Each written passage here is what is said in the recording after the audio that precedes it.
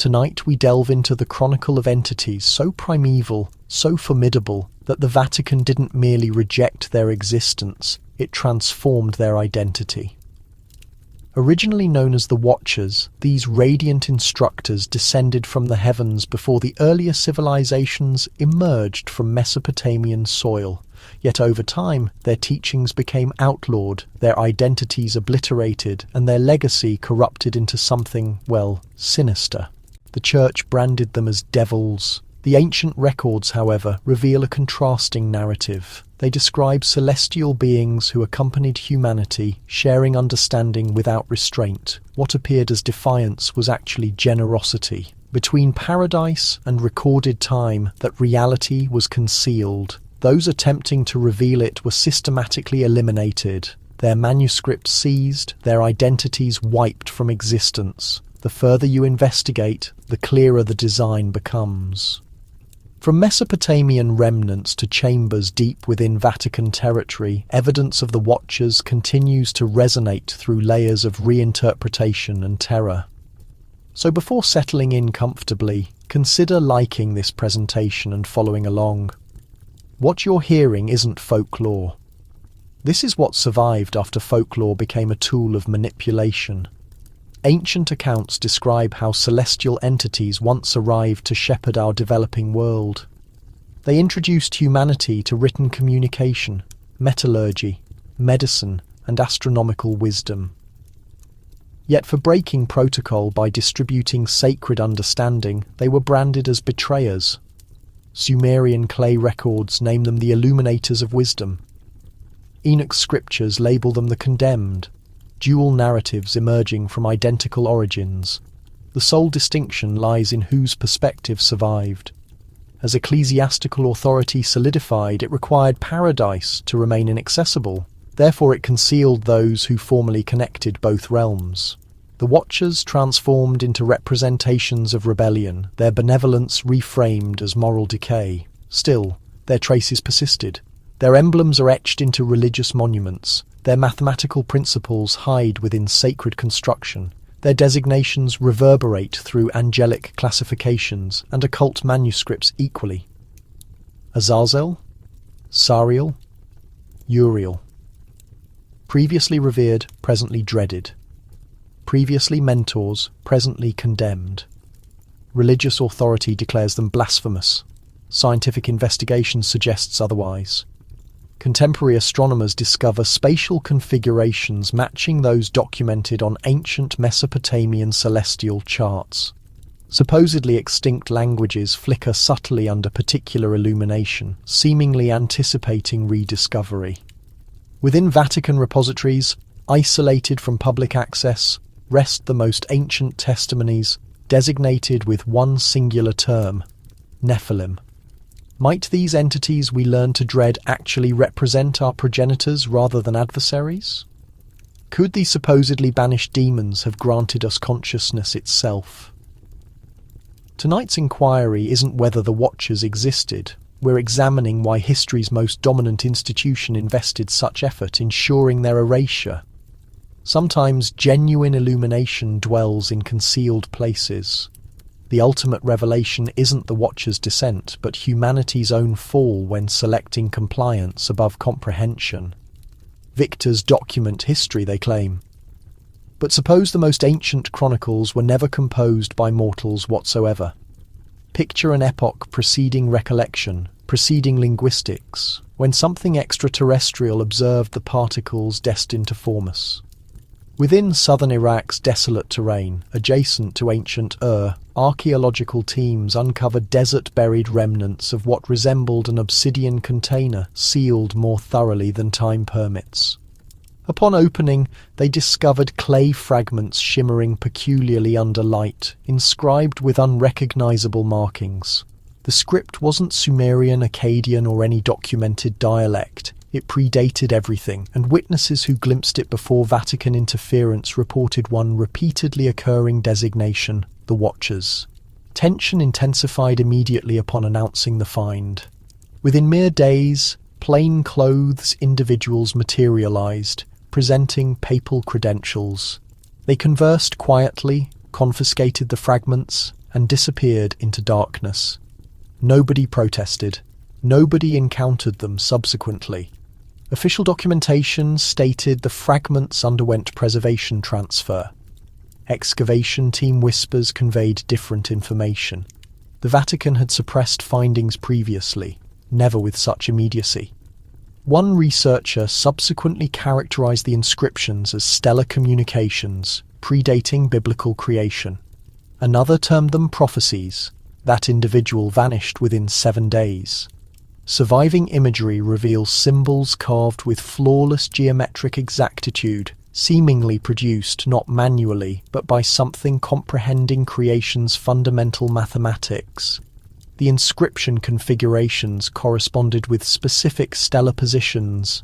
Celestial bodies that astronomers confirm wouldn't have appeared from during the fragment's estimated chronological origin. Nevertheless, they were rendered with impeccable precision. Accounts suggest the fragments described entities arriving on Earth before humanity's formation, traversing shadows while instructing primitive humans in construction, communication, and astronomical observation, yet when subsequently documented, their identities transformed. Initially angels, eventually demons. Historical narrative underwent revision.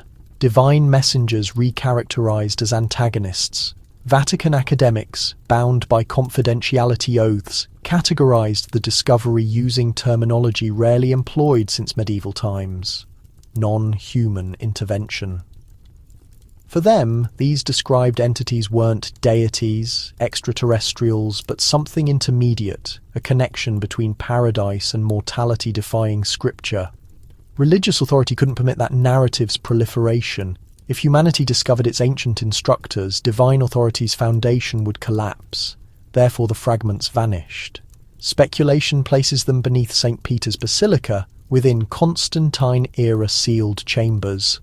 Alternative theories suggest destruction, pulverized into particles, eliminated from existence.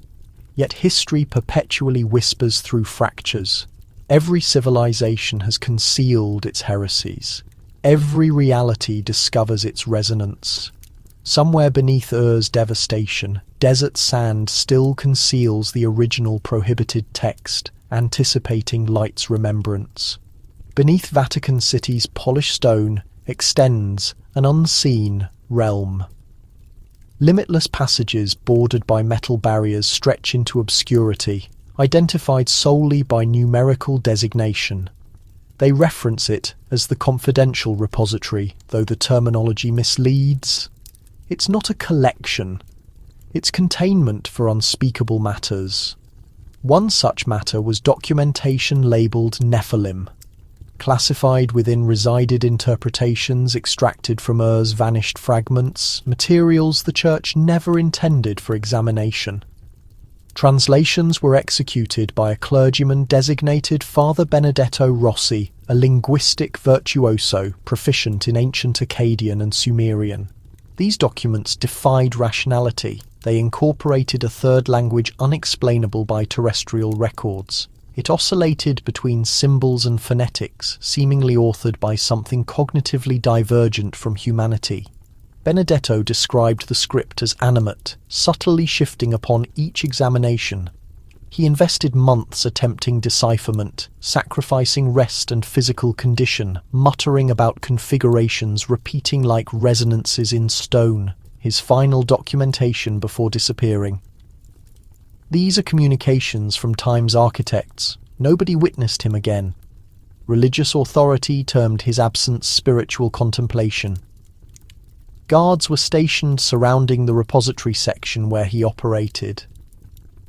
Subsequent visitors reported experiencing something electromagnetic in the atmosphere, as though documents possessed respiration. Documentation was sealed under papal decree, pages stamped with Index Librorum Prohibitorum insignia, the prohibited literature registry once silencing heresy. Merely several elevated academics could examine the fragments. Even they discussed experiences in subdued voices. Translations described entities shaping humanity not through supernatural acts, but through instruction. They were characterized as luminous educators, designers who inscribed matter and motion's fundamental principles into creation's foundation. Yet within those passages existed a caution, something regarding equilibrium between illumination and understanding, and its prohibition from unrestricted distribution. When questioned about advancement, Benedetto informed his superior that words seemed to be analysing him, charting his cognition during work. He asserted the language itself possessed purpose. That marked his final conversation. Following morning, his station was vacant. Documents were dispersed, wax authentication broken, translation documentation incinerated to residue. One singular expression remained on his workstation, carved into timber as if by weaponry. They continue observing. Following that occurrence, the Vatican prohibited all investigation into pre-Abrahamic celestial documentation. Speculation circulated that Benedetto hadn't disappeared, but was transported beneath the metropolis to a chamber accessible only to Jesuit hierarchy. There, allegedly reside the compositions defying paradise and terrestrial existence, the expressions of entities who constructed time itself, maintaining silence until humanity summons courage to remember them. Long before initial pyramids ascended from waste land, before narratives of angels and demons constructed faith, existed Sumer, civilization's birthplace, where waterways converged beneath sunlight and where deities didn't inhabit paradise but traversed upon soil. Their designations were Anu, Enki, and Enlil, entities ancient scribes termed the Anunnaki, or simply the celestial deities. For Sumerians, these weren't fabrications, but memories. They recounted luminous entities descending from celestial spheres in blazing vessels, transporting civilization's gift itself.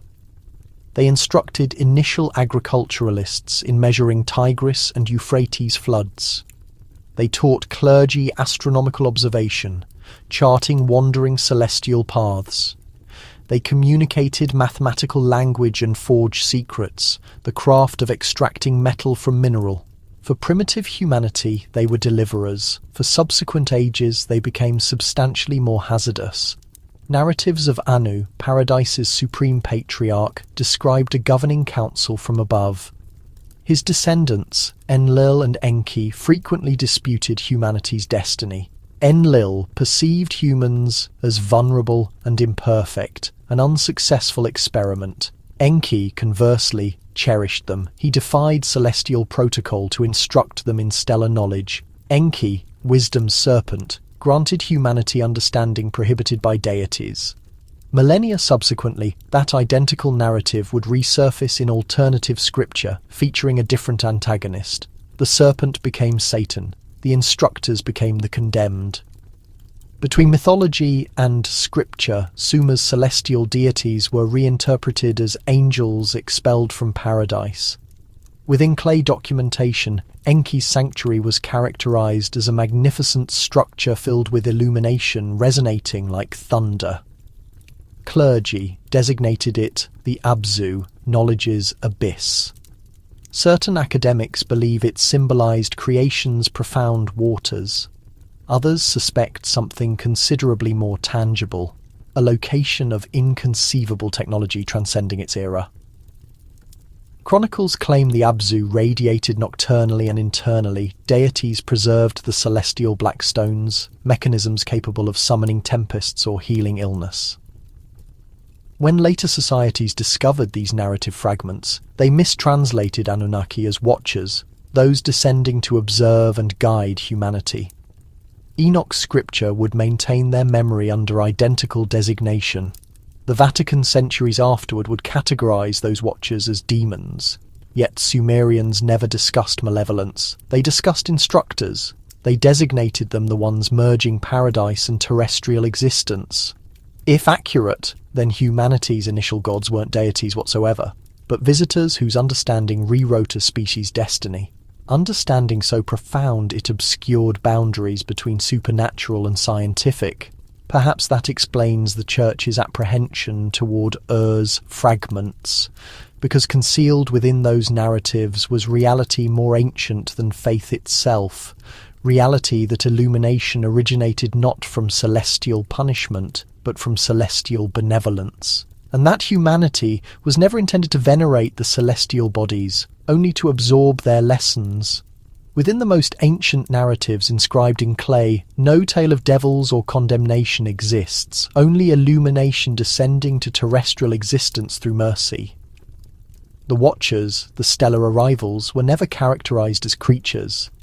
They were educators crossing paradise's boundaries to assist a species still navigating through particles. Documentation claims they granted humanity compositional arts, medicine, and stellar secrets. They demonstrated fire harnessing and terrestrial metal manipulation. Temporarily, civilization prospered, yet their compassion violated a principle more ancient than any scripture. They had disrupted creation's design. Their consequence wasn't warfare but banishment. Paradise became silent and illumination's portals were secured. The Watchers were expelled, not through fury, but through grief. They became twilight entities, suspended between dimensions, neither celestial nor mortal. Humanity remembered them as deities, angels, and apparitions, yet gradually their narrative underwent transformation. When early church initiated ancient document translation, the Watchers' Chronicle was reconstructed as a warning. Knowledge's distributors became paradise's insurgents. What represented compassion became transgression. Illumination's designation was substituted with pride's designation. The identical narrative of the educator cherishing humanity sufficiently to challenge the heavens was retold in Genesis as the serpent tempting Eve in Enoch's scripture. These identical Watchers were characterized as those descending and marrying humans, generating giants and disorder. Yet more ancient fragments convey a divergent version. They claim the Watchers assumed mortal form to comprehend suffering. They existed and expired alongside those they instructed. They aspired to elevate humanity from terror, not dominate it. Nevertheless, superior powers perceived their actions as contamination, a fusion of celestial and mortal essence. It represented duality's genesis. The initial occasion illumination was segregated from obscurity. The Church, centuries afterward, utilized this narrative to construct the fallen angel concept, an entity defying God and cast into darkness. Yet fragments never discussed rebellion, only sacrifice. The Watchers didn't descend through arrogance. They descended through excessive compassion. Their consequence was perpetual silence, condemned to be remembered exclusively as demons. Every subsequent narrative, from Lucifer to Prometheus, contained resonances of this reality. Understanding's gift has perpetually been designated as heresy. Compassion's price has perpetually been banishment. Perhaps that explains the Vatican's apprehension toward the Watcher's narrative.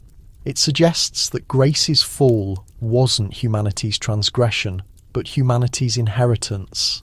That wisdom itself was never prohibited, only misinterpreted. And if educators were penalized for assistance, then perhaps Paradise's greatest transgression was attempting to maintain our ignorance. Within candlelight's tranquil radiance, monks formerly sat curved over timber workstations, their writing instruments murmuring across parchment. They were memory's custodians, the ancient world's guardians of what survived. Yet they were simultaneously its editors. By medieval times, the Church had commenced shaping not merely beliefs, but permissible memories. Concealed among Latin verses and sacred commentaries were traces of something considerably more ancient than Genesis. Marginal annotations discussed celestial entities descending before Eden, entities termed the Watchers, or those preceding humanity. These fragments weren't heresy yet, not formally. Yet the day approached when even mentioning them would be forbidden in monasteries from Ireland to Byzantium. Peculiar instructions commenced arriving from Rome. Specific passages required removal, certain designations obliterated. Anything connecting creation's narrative to Sumerian accounts of stellar deities required purging. The monks complied, They scraped ink from their parchments with blades until words disappeared. They incinerated complete pages, not destroying understanding but reconstructing it. The Church informed them it represented purification, that ancient narratives were hazardous illusions intended to confuse believers. Yet certain monks understood better. They had examined documents before the scraping. They had studied passages describing entities instructing primitive humanity in celestial measurement, construction, cognition. These weren't devils.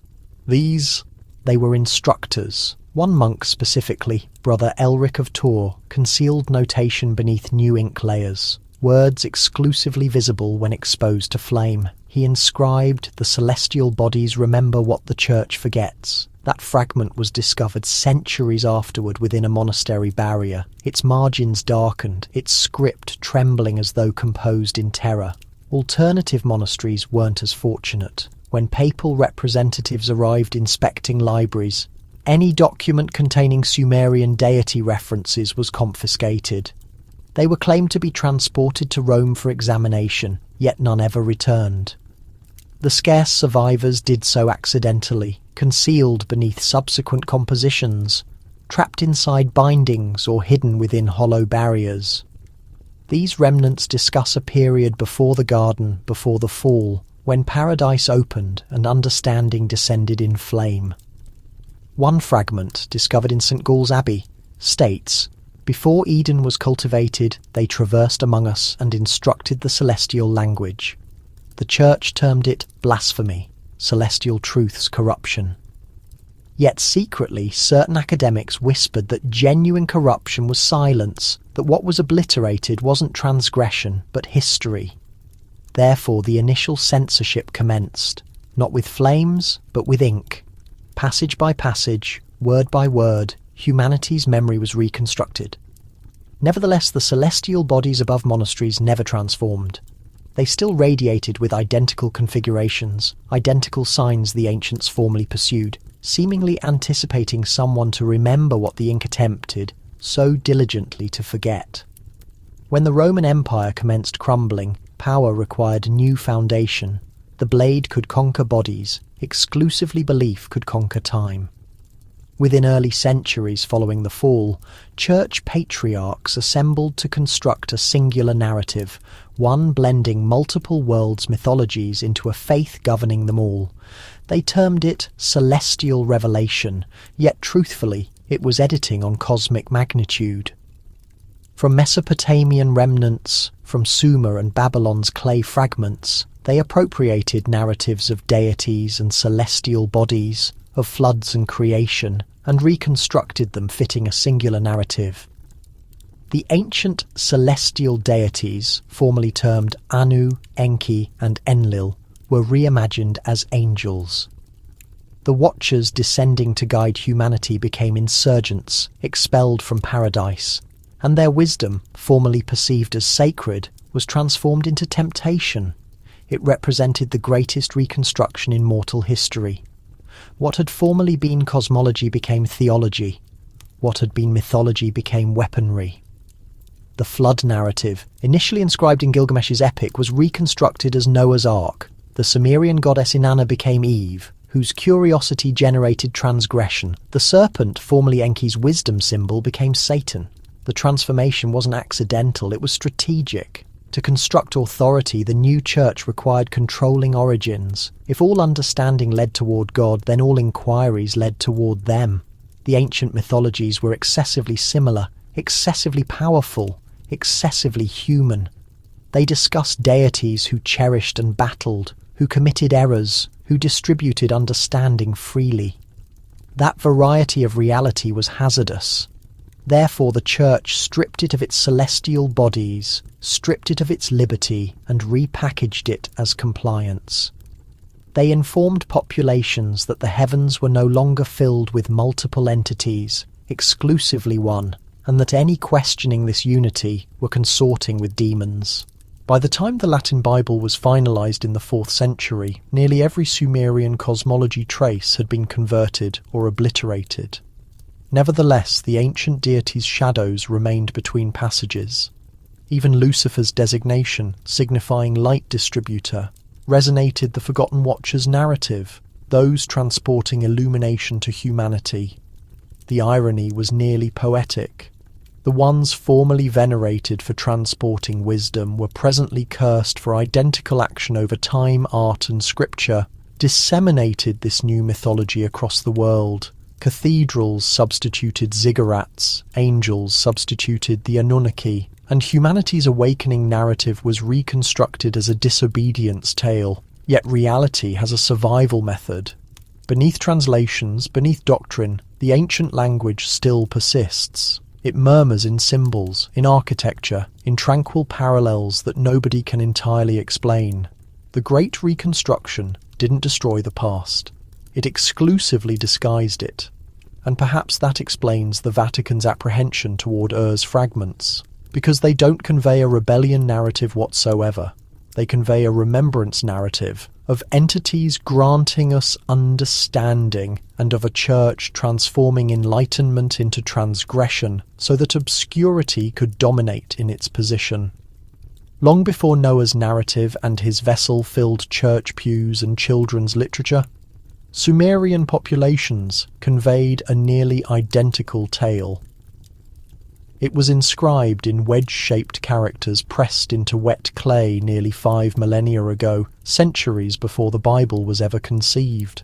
They designated their protagonist Ziusudra, the one discovering life following the Great Flood. Documentation claims that deities grew restless with humanity's disturbance, that terrestrial existence was filled with disorder, and that a celestial tempest was approaching to cleanse the world. Yet concealed between those passages is something the Church never desired, repeated.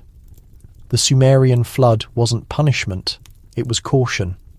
The Watchers, the identical entities formerly descending from celestial spheres to instruct humanity, perceived the catastrophe approaching. They attempted assistance. One of them, frequently termed Enki, communicated with Ziusudra in dreams, instructing him to construct a vessel and collect life's seeds. He wasn't commanded through fury, but through compassion. In this version, the flood wasn't celestial rage's manifestation. It was a trial, a cycle intended to reset the world's equilibrium.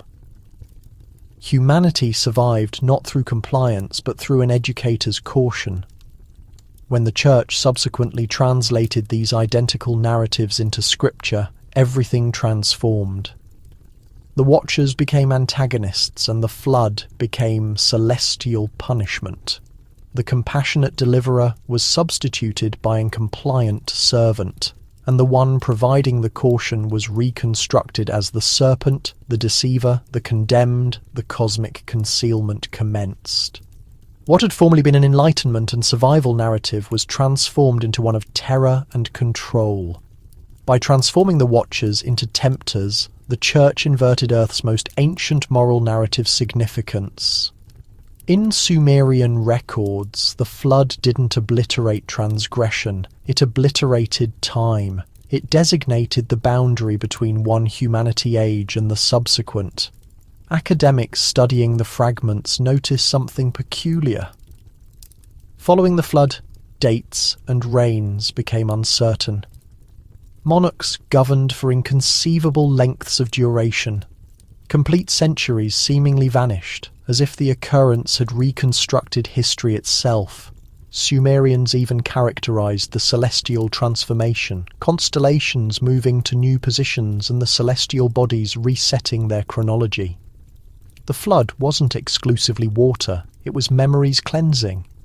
Nevertheless, the Vatican's tale version transformed it into a compliance warning. The message became pursue the celestial command or confront destruction. It was a narrative crafted to enforce obedience, not inquiry. A legend where understanding brought punishment and quietness held sacred meaning. Yet, within Mesopotamia's ancient remains, the tablets continue their testimony. The deluge that swept away history wasn't designed to terrorize humanity. Its purpose was reminding us that understanding endures through listeners, not followers. Perhaps that explains why the Church concealed the earlier account. In the Sumerian deluge narrative, the genuine champions weren't those accepting commands. They were individuals brave enough to preserve the Watcher's teachings before the world drowned in water. Legend tells us everything started with a structure reaching toward the heavens, a testament to hubris, an emblem of humanity's overconfidence. That version dominates common knowledge, the narrative preserved in Genesis. Ancient records reveal something entirely different. Babel's tower wasn't constructed from defiance. It rose from remembering. Sumerian and Akkadian fragments indicate it transcended simple architecture. It served as a connection, a device enabling dialogue between our planet and distant stars, a pathway for conversing with watchers who previously mentored humanity. The inhabitants of Shinar, according to ancient tablets, weren't attempting heaven's overthrow. They sought restoration of that bond. They recalled when deities moved among mortals, when understanding spread freely, and they craved that link restored. The structure functioned not as dominion, but as an instrument. Its construction followed peculiar exactness, layers of fired brick positioned to match stellar formations. With each level added, its resonance with celestial bodies intensified. Ancient inscriptions describe its intended sound, vibrating melodically, a connection forged through frequency and illumination. Early civilizations trusted that particular vibrations could unlock passages between dimensions. This tower represented the grandest of such portals, yet the Watchers, constrained by their sentences, could no longer respond. Something within its design attracted notice from authorities, terrified of humanity remembering excessively. The familiar narrative claims divine intervention scattered workers and jumbled their speech. Earlier writings suggest alternative explanations. The builders fell silent, their unified frequency shattered. When the structure resonated at peak intensity, it crumbled. The frequency that previously unified all consciousness fractured into countless tongues. This wasn't celestial fury. It represented disruption. When ecclesiastical powers claimed this narrative centuries afterward, they reshaped it for theological purposes. Innovation transformed into transgression. Inquiry transformed into pride. Reaching skyward became insurrection against paradise. Artistic depictions showed the structure collapsing beneath electrical storms, cautioning anyone attempting excessive elevation. For ancient peoples, the tower's destruction meant catastrophe, never retribution. They maintained that with the tower's collapse, a fragment of human capability collapsed alongside it. Speech, previously singular melody, deteriorated into chaos. Every utterance forfeited its musical quality, its link to universal patterns binding existence. The Church labelled it the origin of divine disorder, bewilderment. Perhaps it marked the beginning of quietness. The quietness arriving when humanity severed contact with the Watchers. Certain fragments discovered around Babylon reference a prediction that eventually the tower receives reconstruction, fashioned not from masonry but from pure radiance. When it resonates once more, humanity will recall the primordial language, connecting every consciousness and constellation. Meanwhile, the narrative stays rewritten. A structure never intended for divine opposition, only for remembrance. Or potentially remembering those who initially taught us heavenward reaching. Well before optical instruments gazed toward constellations, Sumerians had already charted them on ancient clay. Pressed by deliberate hands exceeding 5 millennia past, they documented stellar formations with precision that should have proven unattainable. They identified Venus's trajectories, followed Jupiter's path, and separated the sky into sections matching our contemporary zodiac almost flawlessly. Something stranger lurked within their charts. The stars weren't mere points. They formed coordinates organized in configurations indicating temporal moments, not spatial locations. Sumerian priests understood celestial bodies moved cyclically, and those cycles connected to the Watcher's arrivals. They proclaimed the stars served as divine timepieces, Millennia following, identical constellations resurfaced, not across Mesopotamian wastelands but engraved into medieval cathedral stone ceilings. Identical arrangements, identical configurations. Orion, Sirius, the Pleiades. Symbols lacking justification in Christian construction began illuminating Europe's holiest structures through stained glass. Initial observations suggest randomness. What if it represents persistence? What if identical understanding transferred silently across epochs, concealed beneath religious layers? When ecclesiastical authority ascended, it proclaimed itself the beacon steering the world from obscurity. Many constructors of its magnificent monuments were stonemasons, mathematicians, and celestial observers. They embedded their mysteries within the very structures they received payment to erect. They positioned cathedral rose windows so solar rays would contact specific locations during solstices. Just as Sumerian sanctuaries previously aligned with particular stellar risings. Even magnificent Chartres Cathedral in France displays constellation engravings matching Sumerian skies, preserved in stone. The mystery concerns how this understanding persisted. Official chronicles claim astronomy experienced rediscovery during the Renaissance, yet the engravings demonstrate it never disappeared. Someone maintained it alive.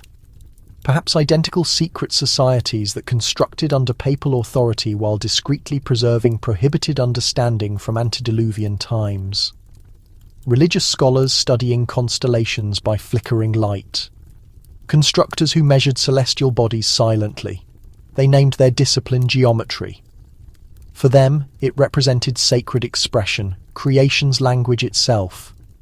Certain academics think the Church permitted this concealed science because it proved valuable for construction. Others suggest the Vatican comprehended precisely what it authorized, that beneath its cathedrals existed more than burial chambers, that they functioned as stone observatories calibrated to heaven's ancient frequencies. Sumerians believed Eden wasn't earthly terrain, but celestial reflection. Their astronomers gazed upward, seeking their beginnings. Perhaps medieval Masons did identically, encoding messages across centuries, a reminder that devotion and understanding were never adversaries, until someone determined they must be. The stars above Sumer and stars above cathedrals remain identical. Perhaps the watchers who instructed humanity in upward gazing never genuinely departed. Perhaps they persist there, anticipating our recognition of patterns they established, shining quietly through darkness. Legend speaks of a chamber beneath the Vatican that no blueprint dares display, a location so forbidden that even librarians serving within the secret archives mention it exclusively through whispers. They name it the Black Voice Vault. It supposedly rests below the Inquisition Hall, secured behind steel layers and ceremonial protocols. No written record acknowledges it, yet every archivist understands its presence. According to speculation, the Black Vault contains a solitary manuscript predating the Church itself. Its designation is the Codex Vigilatum, a collection of prohibited writings concerning beings previously named the Watchers. It was allegedly compiled from fragments retrieved during the Crusades, transported secretly from Babylonian ruins and concealed to prevent their understanding from reaching the world. Those claiming to have witnessed it describe pages emitting faint resonance when contacted, as though the ink retains sound. The content blends Sumerian cuneiform with an unidentified geometric script curving like DNA spirals. Academics who momentarily handled the pages under papal oversight claimed that internal diagrams weren't mythological illustrations, but technical schematics, charts of something universal. One image displays a human form encircled by luminous rings, each labelled with ancient symbols, aligning with contemporary genetic codons. Another presents celestial gates, configurations mirroring constellations observable only through telescopic instruments thousands of years subsequent. It appeared as though its authors possessed understanding of both overhead stars and internal biology. The Church never refuted the vault's reality, only its holdings. When confronted, they dismiss such assertions as embellishments, myths constructed from fantasy. Yet, sentries consistently stationed near the lower archives, and surveillance equipment was installed in that area long before such precautions became standard.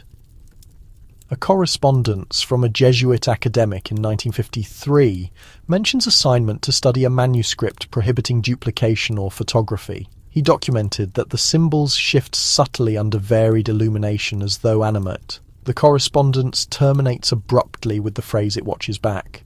The remaining page was removed. Some maintain the Codex Vigilatum preserves the Watcher's lost understanding, directions left for humanity before their disappearance. Others believe it constitutes caution, a chronicle of how far we were destined to advance before transgressing boundaries established by superior beings.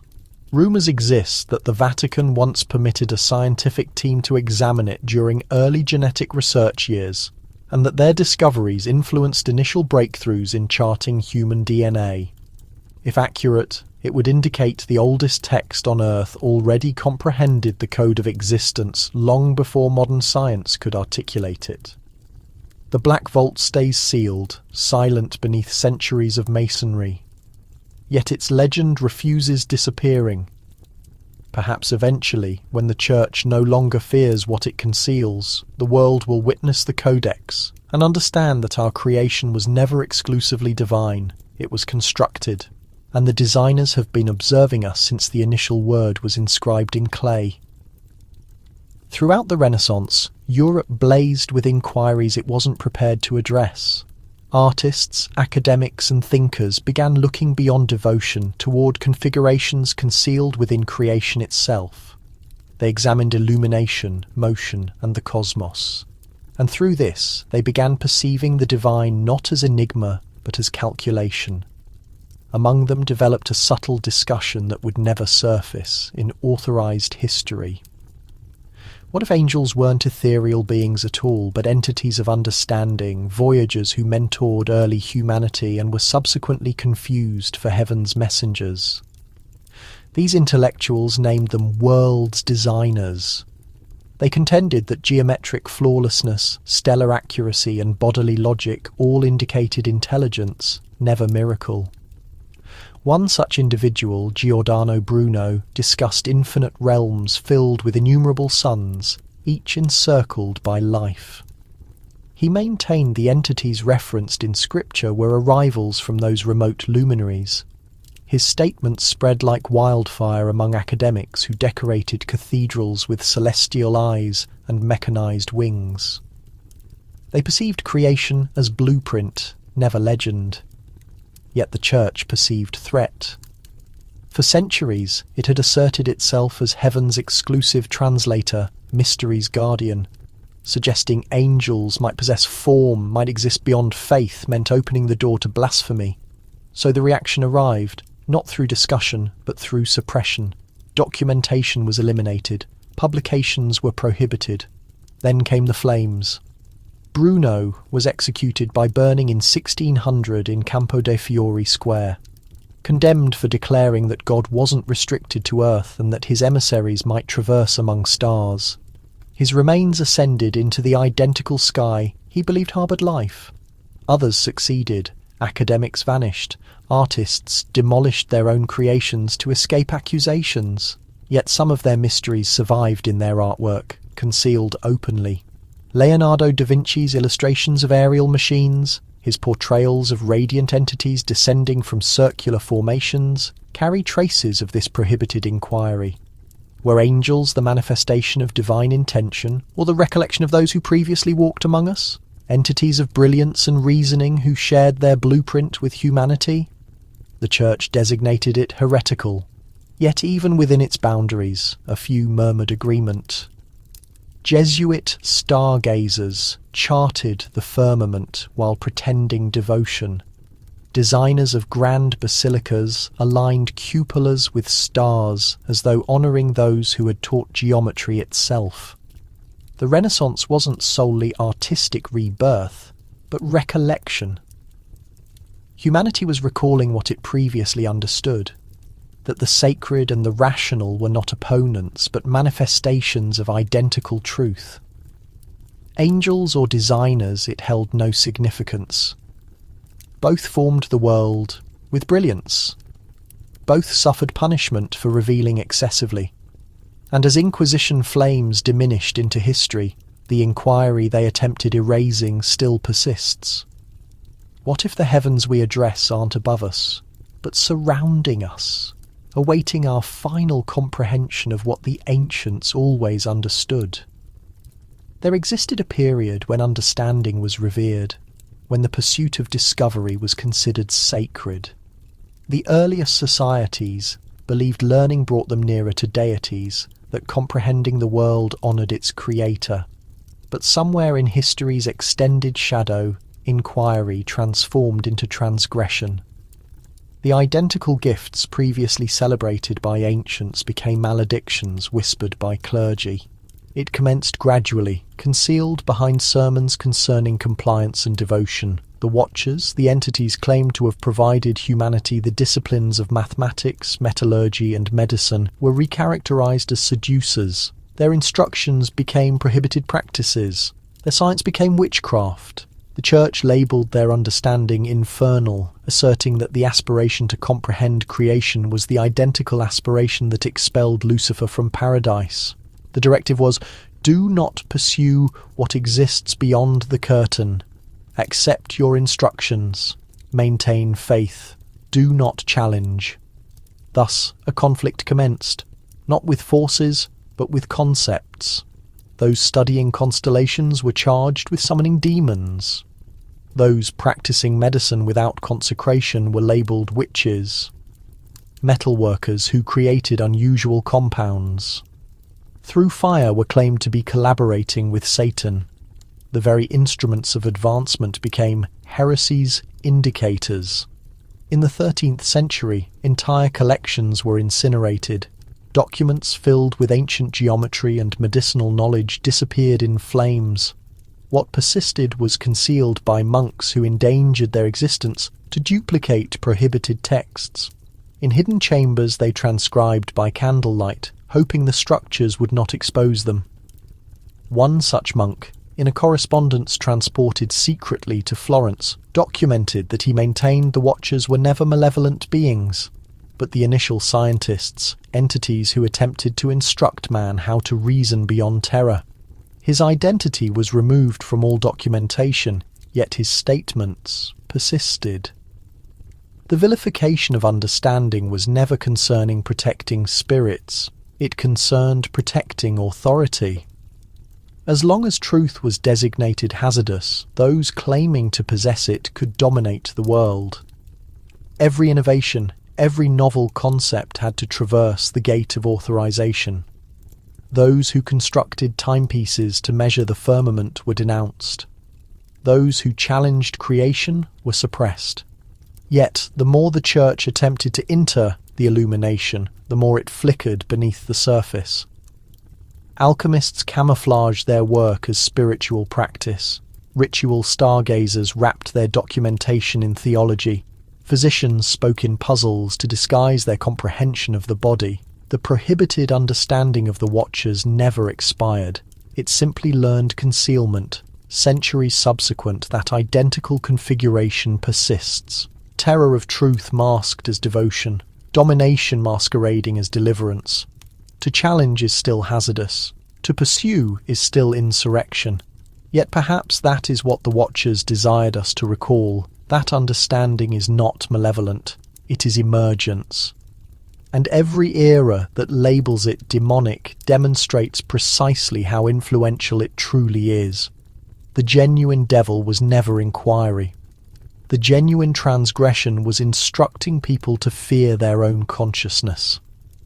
Across Iraqi deserts, fractured stone slabs still communicate the most ancient names ever engraved by human hands.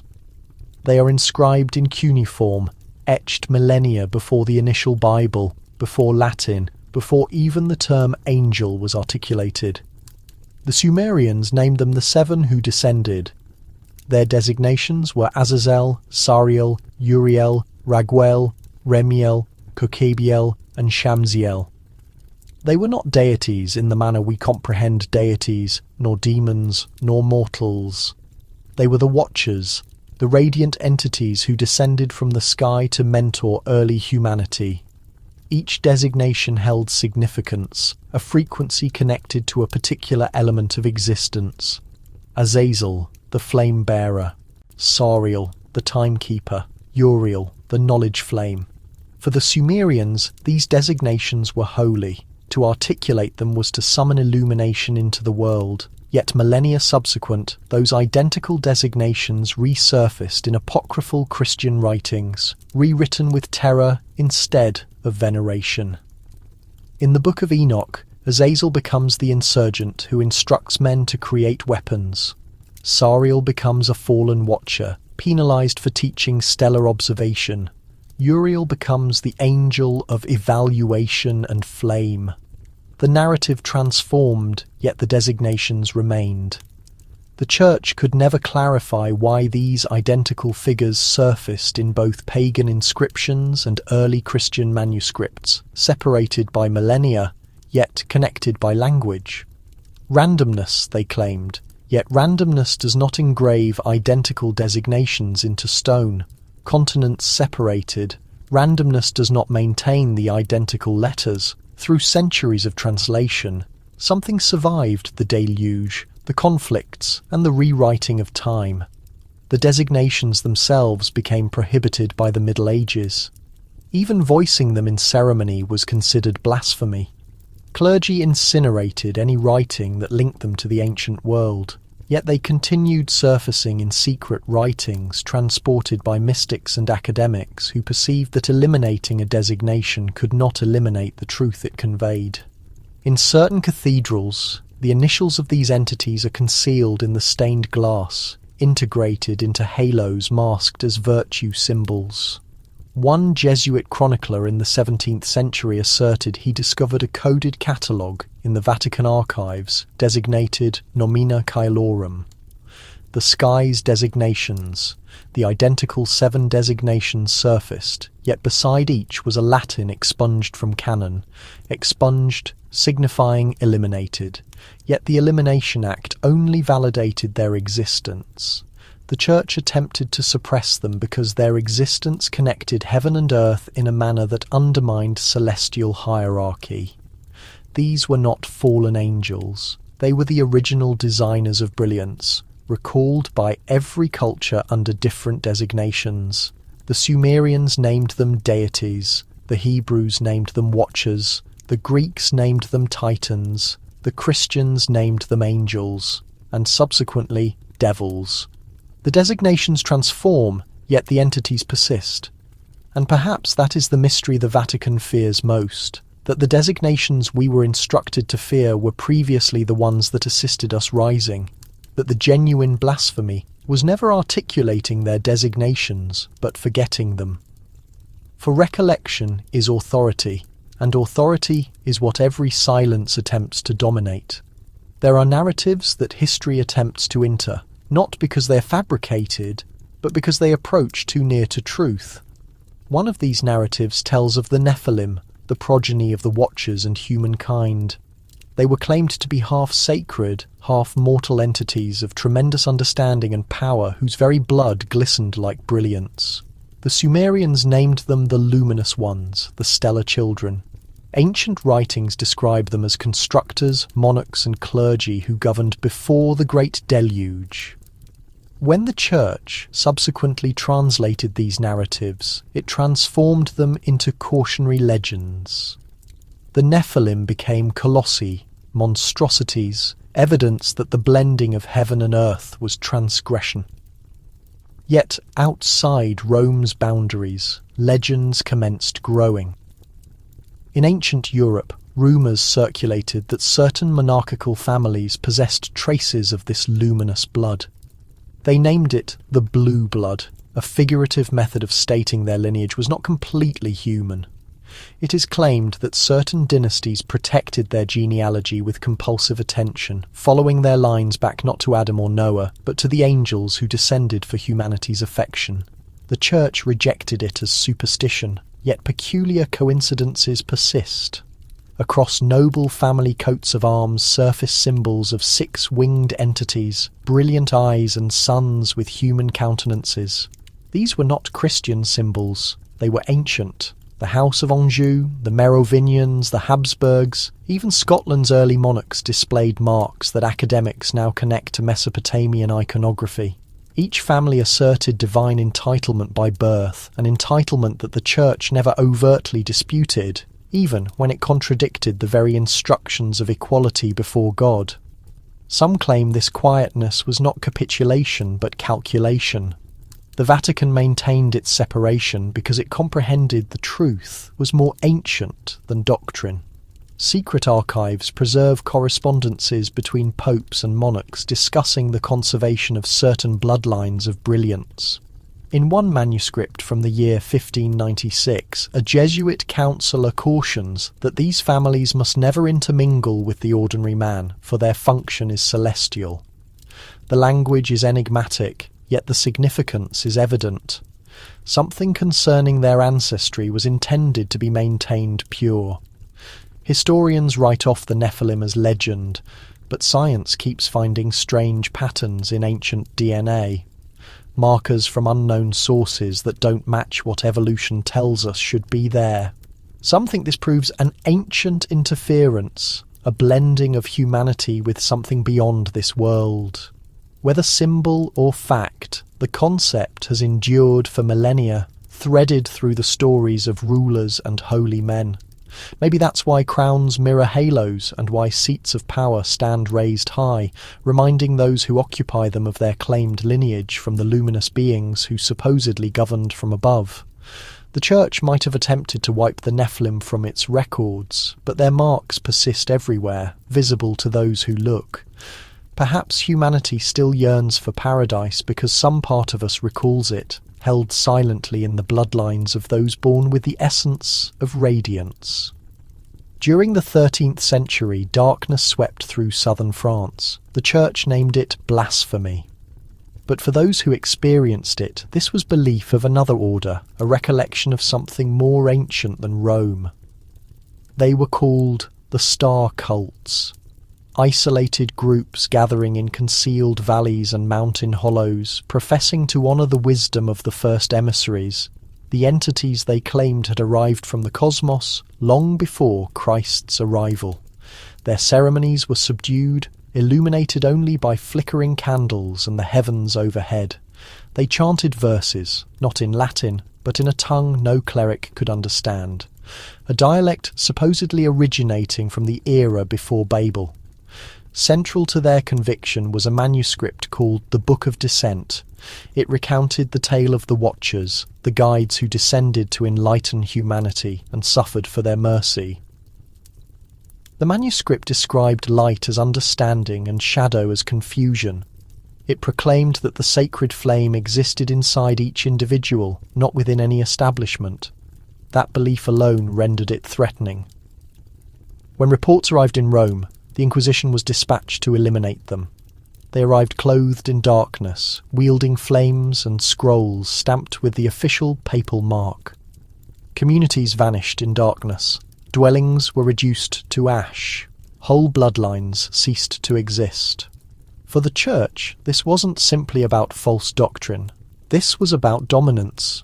A belief system that positioned wisdom in individual hands endangered the entire framework of submission. Within 12 months, the Book of Descent was branded a creation of evil, and all discovered editions were commanded to be annihilated. By the year 1271, the star cults had disappeared.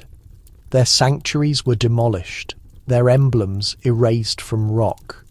History documented them as a marginal note, a small revolt of unbelievers. But the narrative didn't finish there. Generations afterward, within the Vatican archive, a researcher organising old writings discovered a solitary sheet concealed within a cover. The parchment showed age, darkened at its borders, inscribed in both Aramaic and an unfamiliar pictographic system. At the base appeared a stamp reading Liber Casus, translated as the Fallen Book. The interpreted passage stated, "We originated from radiance and descended into flesh so that we might ascend once more." Nobody understands how the sheet endured or who protected it. Following its revelation, entry to that archive section was discreetly limited. The sheet was photographed a single time before being re-designated as missing. Still, descriptions of it continue circulating among investigators who suspect it represented a portion of the Book of Descent. Some claim the Vatican preserves it locked away because the manuscript teaches that redemption isn't something bestowed from beyond, but something recalled from within. If that holds truth, then the Inquisition's suppression wasn't the conclusion of the star cults, merely the start of their concealment. And maybe, somewhere in an abandoned monastery or secured chamber, the remainder of that manuscript still exists. Carrying the narrative the flames couldn't destroy, the account of the messengers who descended so humanity could discover how to ascend. In the peaceful courtyards of medieval Europe, long before optical instruments or contemporary knowledge, there existed monks who observed the night expanse with something beyond devotion.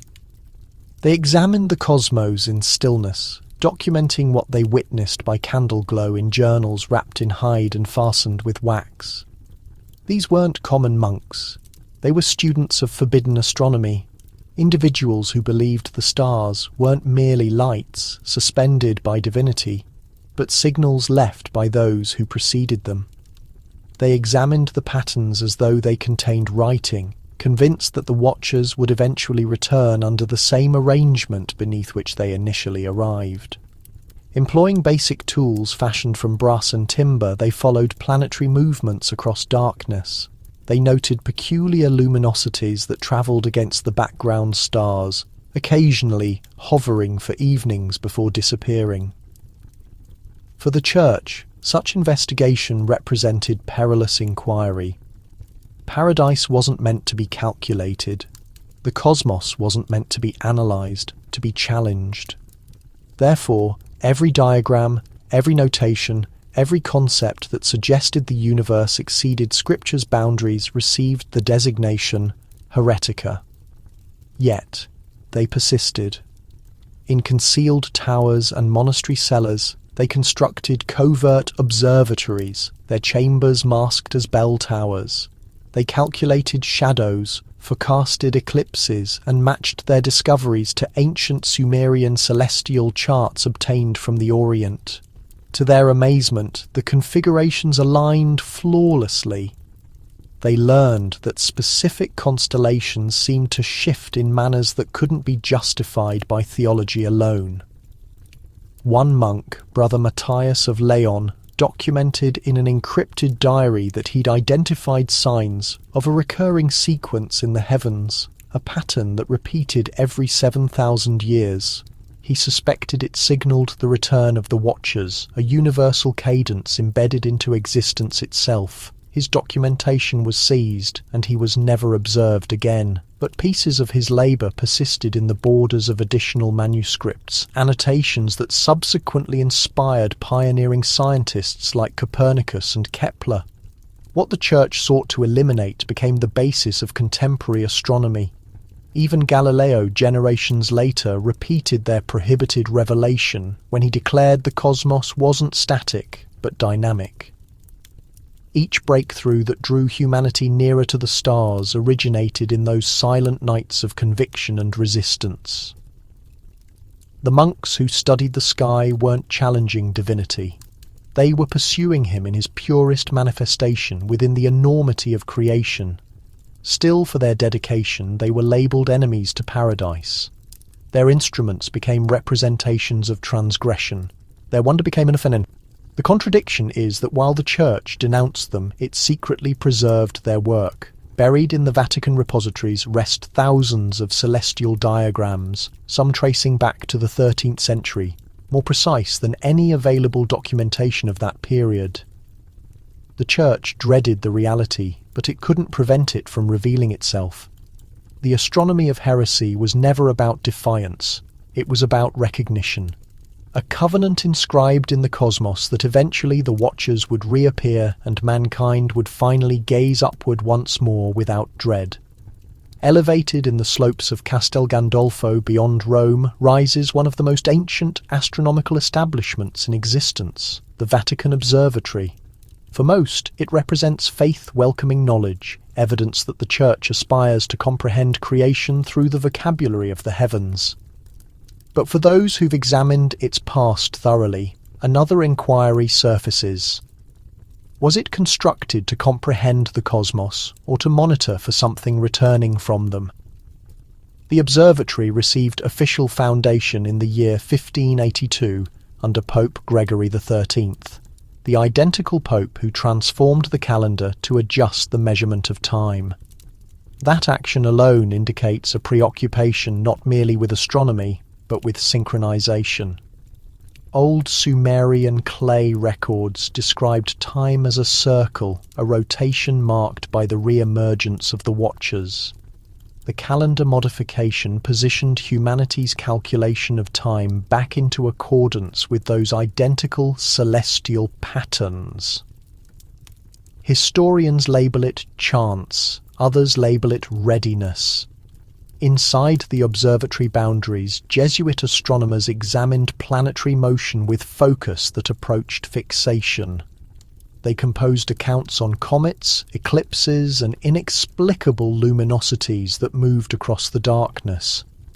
Certain of these accounts were never released publicly. Concealed among the collections are restricted correspondence referring to a cluster of stars absent from any contemporary map. Identified only as the Forbidden Constellation, the papers claim its emergence isn't fixed, that it adjusts location marginally from generation to generation, as though it weren't portion of the firmament at all, but something travelling through it. Just a select few astronomers were permitted to watch it directly. Their records mention radiant forms creating configurations that mirror old symbols, the identical symbols discovered etched into Sumerian structures and medieval churches. When interrogated, church authorities rejected it as a metaphorical description of a stellar group. But one Jesuit, Father Corvey, inscribed in his personal diary that the constellation radiates uniquely, almost as though it acknowledges observation. He named it the Eye That Remembers. The Vatican Observatory grew over decades, installing telescopes in Arizona and Chile, consistently near locations with remarkably transparent skies. The stated justification was investigation. The unstated one, some suggest, was surveillance.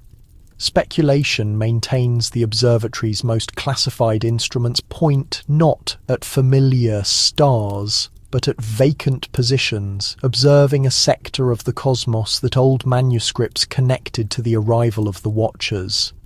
Those employed there communicate cautiously, restricted by pledges of secrecy. Still, a handful have suggested that the Church understands more than it acknowledges. One astronomer before departing stated the observatory's actual function wasn't to chart the heavens, but to watch the boundary between dimensions. The Church has consistently claimed to shepherd humanity's essence, but perhaps it has simultaneously been protecting humanity's recollection, anticipating the instant when the identical lights that arrived once before manifest again.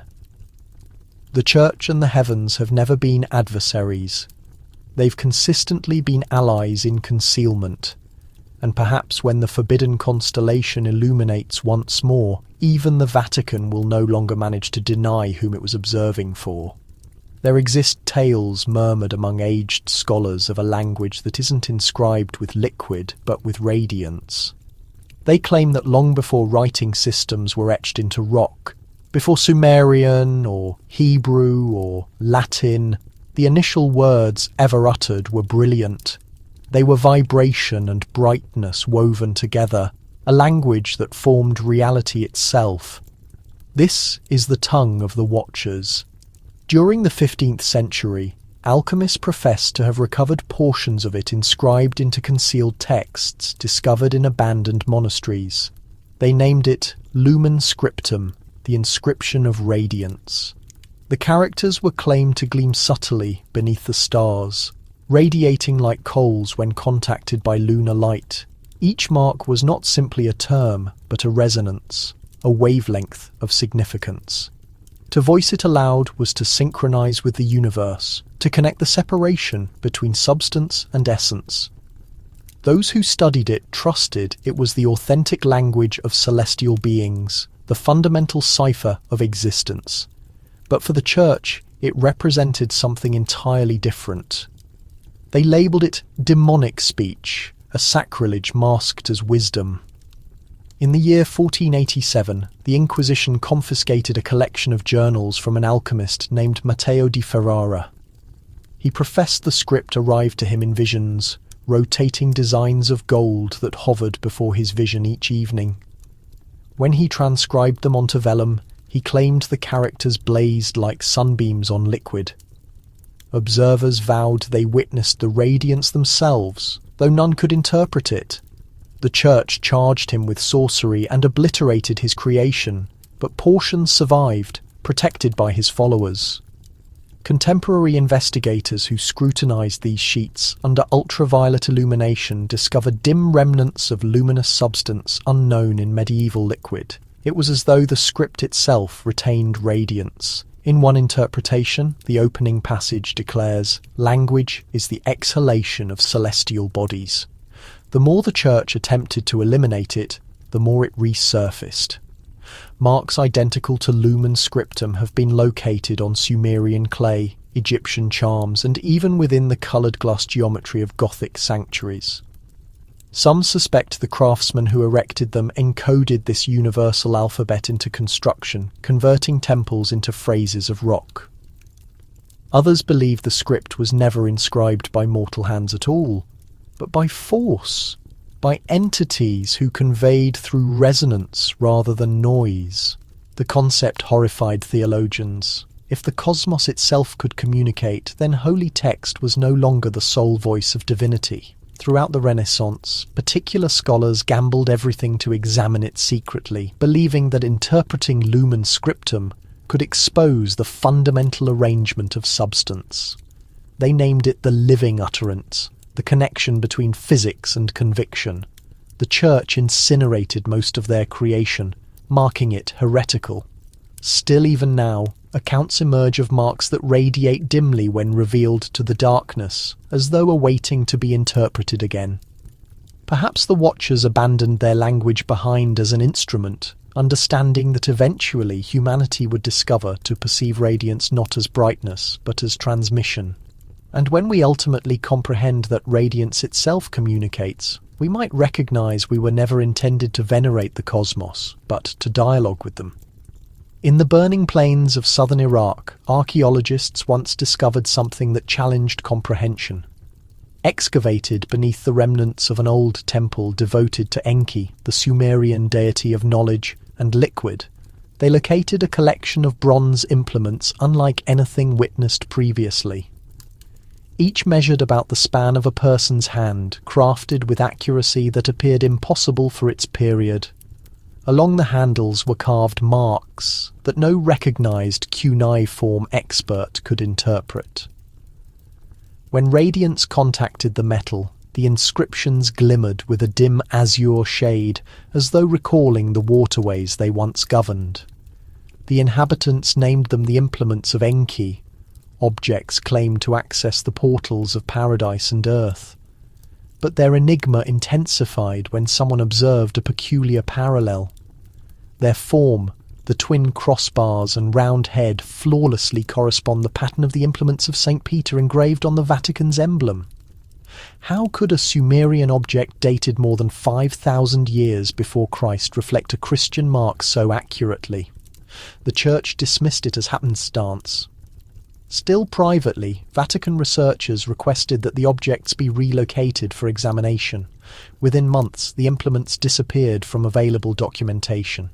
Only drawings persist, sketched frantically by a participant of the excavation group before the containers were closed. Those drawings display not merely implements, but engravings that appear to chart the human form with pathways, linking points that correspond with major force centers, described in old mysticism. Enki, recognized as the master of the abyss, was claimed to have bestowed humanity the skills of civilization. His temples were saturated with representations of moving liquid, serpents, and portals, allegories for wisdom and metamorphosis. To his devotees, the implement was not an item, but a concept, the releasing of sacred comprehension within the human consciousness. The identical concept subsequently surfaces in early Christian texts, where Peter receives the implements to paradise. But what if those implements were never allegorical? What if they were passed down?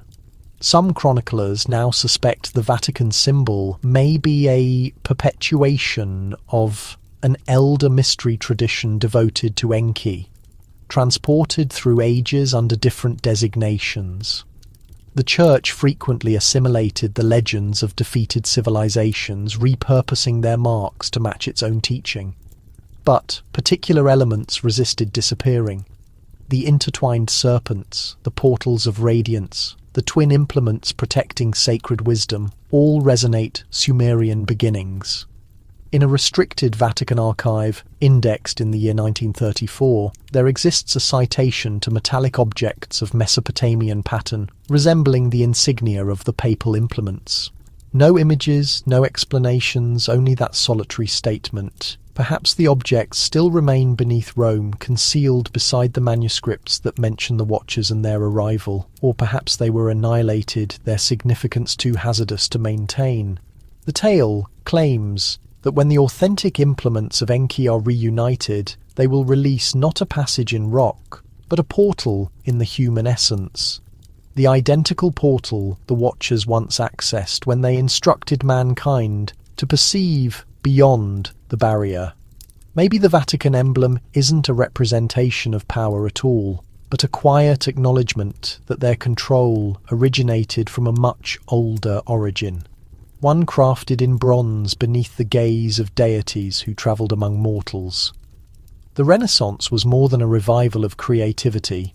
It was a restoration of recollection. Throughout Europe, researchers and builders started to mention an elder understanding, one that preceded the Church and even the empires of Greece and Rome. They labelled it the wisdom of the Watchers. The brilliance that had once enlightened mankind before, it was concealed under doctrine and terror. This covert awakening didn't start in public spaces, but in hidden rooms where Hermeticists, Rosicrucians and early Masons assembled under candle glow to examine prohibited manuscripts obtained from old territories. They believed the cosmos was inscribed in the vocabulary of sacred geometry, and that by interpreting it, mortals could rediscover their sacred beginning. Their principle was straightforward but hazardous. As above, so below. It wasn't intended as verse, it was direction. They perceived the stars as reflections of the human essence and the world as a reflection of the cosmos. Every cathedral they erected, every mural they created contained this quiet reality. The magnificent churches of Florence, Paris and Prague weren't solely places of devotion, but encrypted celestial charts. The towers indicated specific patterns, and their coloured glass openings established sacred proportions that matched heavenly designs described in the ancient Sumerian clay. Concealed within the Gothic curves were representations of celestial beings. Not the tender figures of holy text, but entities of radiance and intensity carved with extensions of rock and countenances directed upward toward the expanse. These were the Watchers, camouflaged in obvious view. While the Church honoured these cathedrals as structures of conviction, the constructors understood differently. They were repositories in rock, each pattern a piece of the vanished knowledge of the sacred. The Rosicrucians instructed that within the human essence exists a particle of the identical radiance that once arrived from the stars, and through comprehension it could be rekindled. The Masons labelled it the magnificent endeavour, the refinement of the individual through wisdom and formation. Alchemists pursued the philosopher's material, not to convert base metal into precious metal, but to metamorphose confusion into enlightenment. The Vatican observed this movement intently, doubtful of its quiet rebellion. Many of these organisations were charged with false doctrine. Still they endured, because their instructions were concealed behind creativity, harmony and construction. It was impossible to incinerate a cathedral or suppress a melody. One could annihilate a manuscript, but not a structure that resonated with radiance. Some chroniclers suspect that even Michelangelo and Da Vinci were portion of this quiet rebellion, embedding ciphers in their creations that honoured human sacredness over institutional dominance. The Renaissance became the period when existence started to recollect. The Watcher's wisdom, though obscured, existed again in every calculation, every painting, every covert gathering beneath marble chambers. The Church attempted to label it sacrilege, but in the brilliance of that awakening it was something different. It was humanity recalling that it had consistently been more than formation.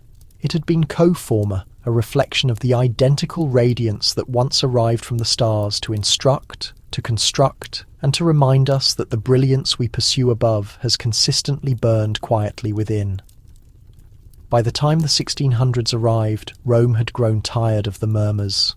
Too many thinkers, too many seekers, too many creators had started challenging the accepted narrative of how it all began. They discussed cultures that existed before the first man, of instructors from beyond the sky, of understanding that predated holy texts themselves. These notions put everything the Church had constructed at risk, because if humanity had gained enlightenment from anywhere besides God, then the Church no longer held the monopoly on truth. And that's when the reversal strategy started. It didn't arrive as brutal force or holy trials. It came as erasure disguised in formal proclamations. Vatican directives went out banning the study of what they labelled pre-Adamic teachings, information from before humanity's dawn. The directives were composed in Latin, ambiguous enough to conceal their intent, yet specific enough for those who understood their meaning. The prohibited topics covered cosmic ancestry, forgotten tongues, and anything connecting divine messengers to human progress. In private chambers, the Church's intellectuals received orders to alter ancient writings, stripping out mentions of the Watchers and inserting warnings about dark forces instead. What people once knew as illumination got renamed as seduction. What had been kindness became labelled as contamination.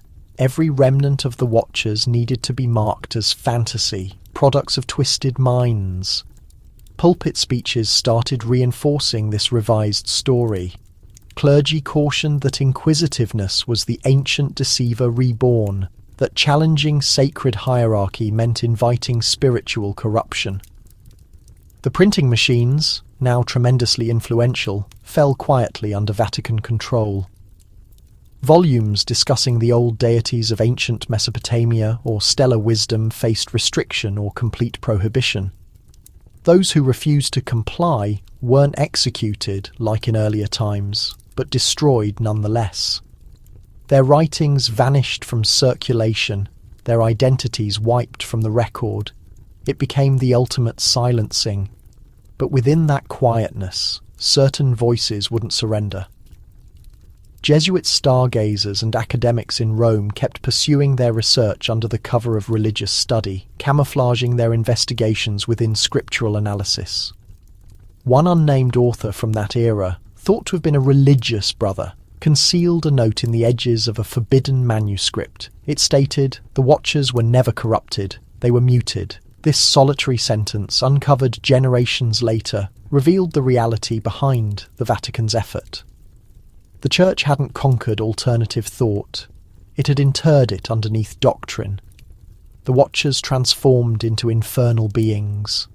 Their markings were converted into protections against darkness. Their understanding became sorcery, but every enchantment contains a weakness. And the weakness in the Vatican's counter-enchantment was humanity's drive to discover. Even as the Church branded heretic across human consciousness, wonder persisted. The illumination they attempted to snuff out merely transformed. Travelling through clandestine organisations, through creative expression, through melody, the 17th century orders might have quieted the Watchers in title, but not in essence. The heavens continued revealing their arrangements. The ancient sites still bore their inscriptions, and human consciousness still stretched skyward. The Vatican's counter-enchantment functioned only in documentation. The reality, as it always does, stayed in the cosmos. Far underneath Vatican City exists a maze of passages the world will never witness.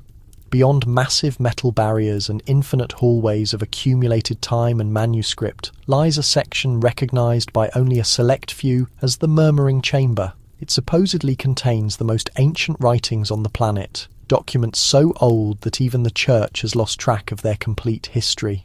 Entry is restricted to a small group of academics under unceasing watch, and even they're prohibited from discussing what they discover. Still, through the years, hushed accounts have leaked beyond the barriers. Those who've stepped into the chamber describe a sensation unlike anywhere else on the planet. The atmosphere feels electric, pulsing gently, as though the very walls carry consciousness.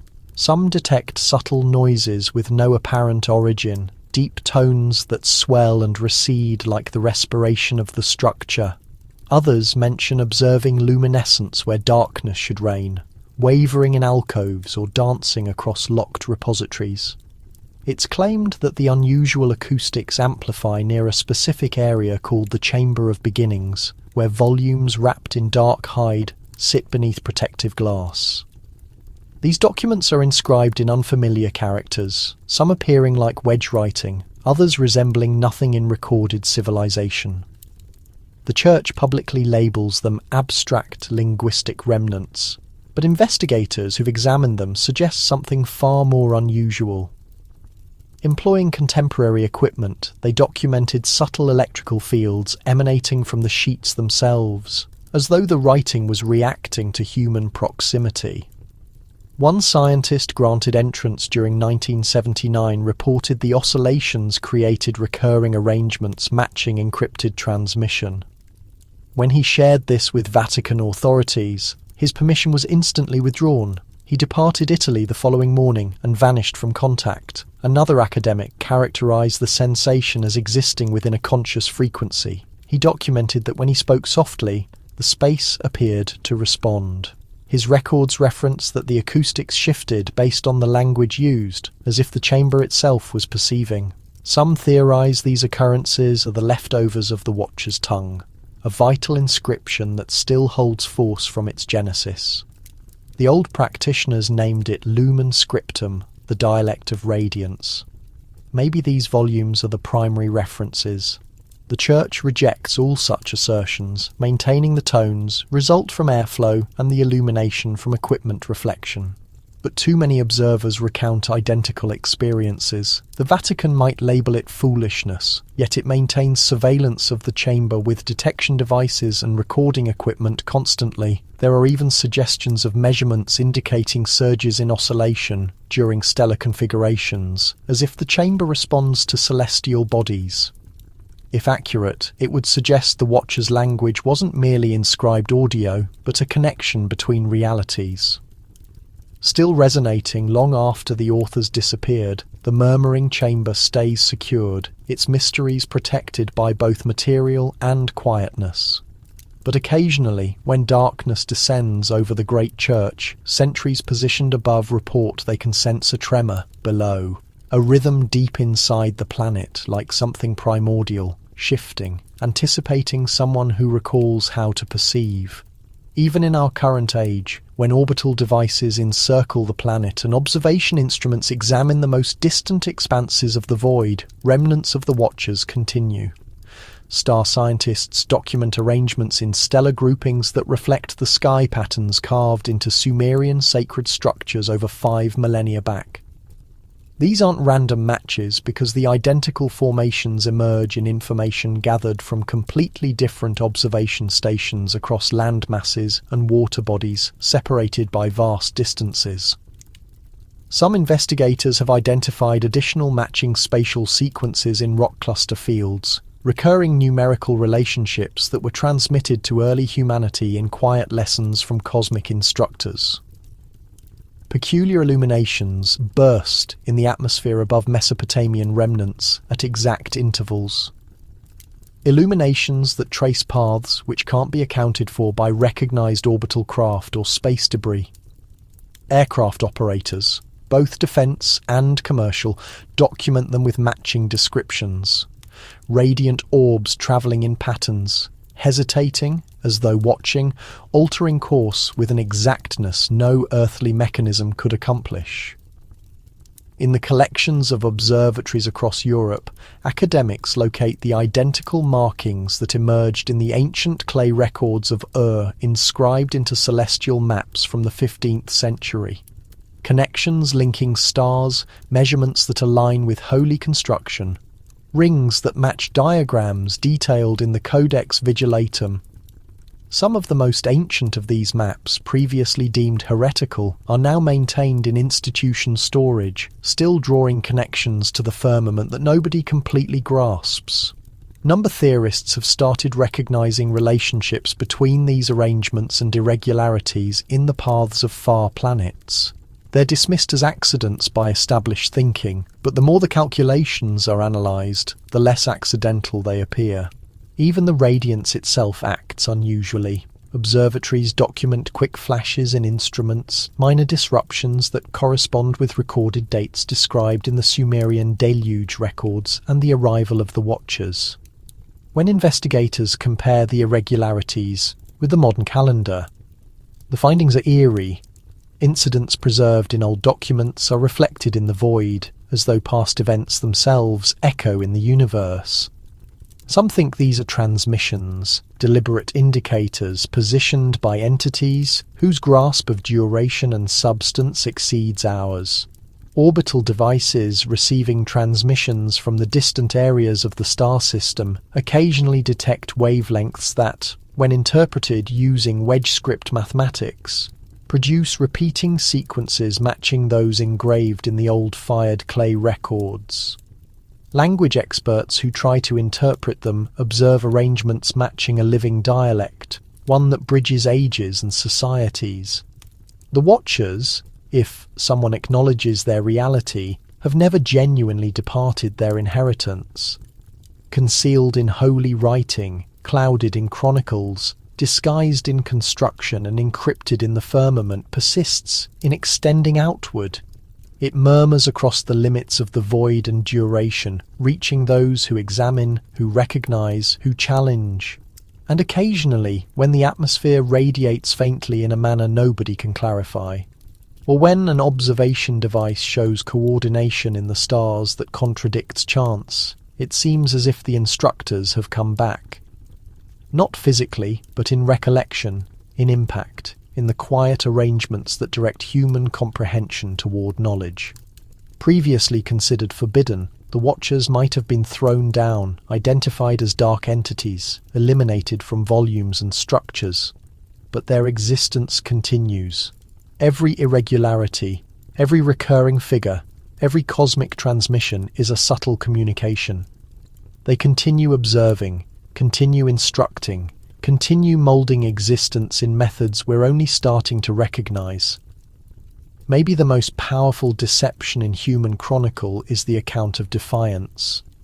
For thousands of years the Watchers were named corrupted, marked as infernal beings and denounced in hushed declarations and published orders. But what if the descent was never about them? What if they came down not to dominate, but to instruct?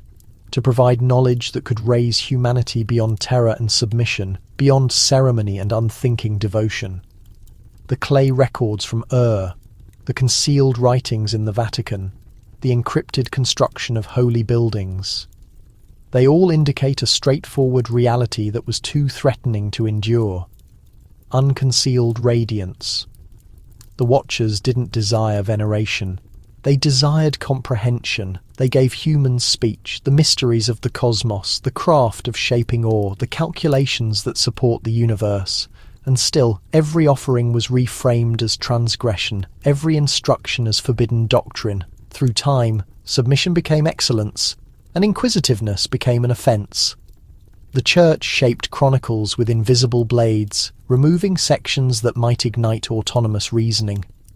The identities of the Watchers were eliminated from holy books. Their understanding was vilified. But suppression has limits. Pieces survive, murmurs in the collection, radiant markings beneath stellar shine, irregularities in heavenly maps that resist clarification. They're signals that reality endures.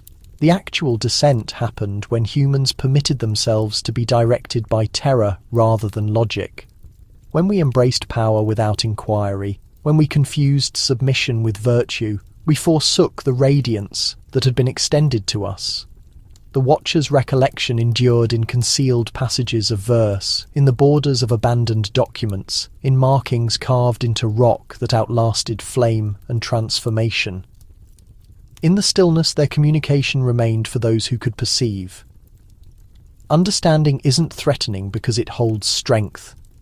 Understanding is threatening because it demands decision. To comprehend is to move. To move is to chance. That's why humanity has perpetually feared the Watchers. Not because they embodied malevolence, but because they showed us that our own consciousness is capable of generation, that we don't require intermediaries to reach the sacred. Even now, in our present century, their impact remains. Unusual arrangements in the void, numerical absolutes woven into the physical realm, markings surfacing across traditions and thousands of years. These are the reverberations of instructors who never departed. They were never the corrupted beings. They were the ones who transcended the constraints placed by power and attempted to elevate humanity alongside them. And we hold the option to awaken, to recall what was concealed, to study, to witness, to investigate, to view existence not as it has been presented to us, but as it genuinely exists. The clay records, the celestial diagrams, the murmured documents, they aren't artifacts of defiance.